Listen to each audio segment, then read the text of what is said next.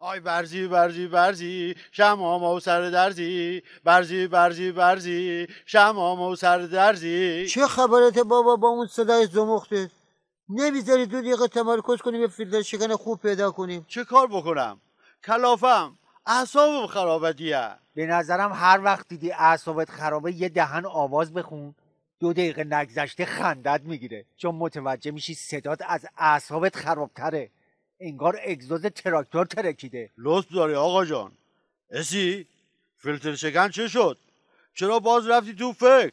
دارم فکر میکنم ساله بعد اگه بچم ازم پرسید جوونی ها چی کار میکردی، جوابش چی بدم؟ بگم دنبال این فیلتر شکن خوب بودم؟ آدم باید صادق باشه عمو جان.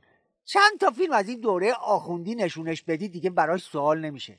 حالا تو اون گوشی چی رو نگاه میکنی؟ یه همکلاسی پولدار دارم، از سفره غذاشون استیرو گذاشته، دارن سوپ و قارچ به عنوان پیش غذا میخورن. واقعا سوپ به عنوان پیش غذا مخورن؟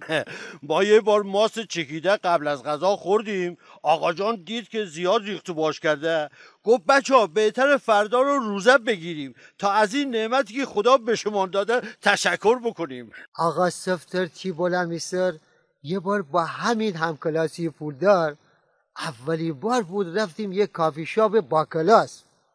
یه نفر با خودکار و دفترچه یادداشت اومد بالا سرمون وایستاد. بهش گفتم داداش ما صحبتمون اونقدر مهم نیست که بخوای نوت برداری. گفت چرت نگو، سفارشتو بگو. بعد فهمیدیم اسمش گارسونه. از این سفره‌های لاکچری بیا بیرون، برو جای دیگه ببین چه خبره بابا. والا اینجا یکی از دوستام نوشته با دلار 65,000 تومانی آرزو همون بابا دارم. بگو تو وضعت خیلی خوبه بابا.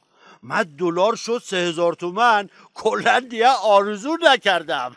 اینجا رو نگاه کن، وزیر دولت رئیسی گفته بالا رفتن قیمت دلار هیچ ارتباطی با قیمت مواد غذایی و بهداشتی نداره. زیرش کامنت بزن اگه اونایی که مغز ندارن دهنم نداشتن دنیا جای خیلی قشنگتری میشد. ای کاش تاثیر دلار فقط رو مواد غذایی بود، همه چی باهاش بالا میره. آقا جون دیروز یه مسواک بیکیفیت ایرانی خریدم 40,000 تومن، بعد پشتش هم نوشته بود ممنون که از میان این همه من را انتخاب کردی. خب ابله وقتی مسواک خوب خارجی 110,000 تومنه تو انتخاب من نیستی، جبر زندگی می. مسواک 110,000 تومن، احتمالا عصب کشی و امپریاد هم خودش انجام میده. نه عمو جان همون مسواک ساده است، فقط به قول علی وافوری به قله ها نزدیک شده. سال 96 مرغ کیلوی 4,500 تومن بود، الان تخمش دانه 4,500 تومنه. این اگه قله نیست پس چیه؟ پسر جان قله برای ملت فقط یه چیزه، پرت کردن ولی فقیه و نظامش به ته دره سرنگونی. اون وقت هم قیمت دلار، هم ارزش پول، هم تمام زندگی ها تو این مملکت نرمال و لاکچری میشه.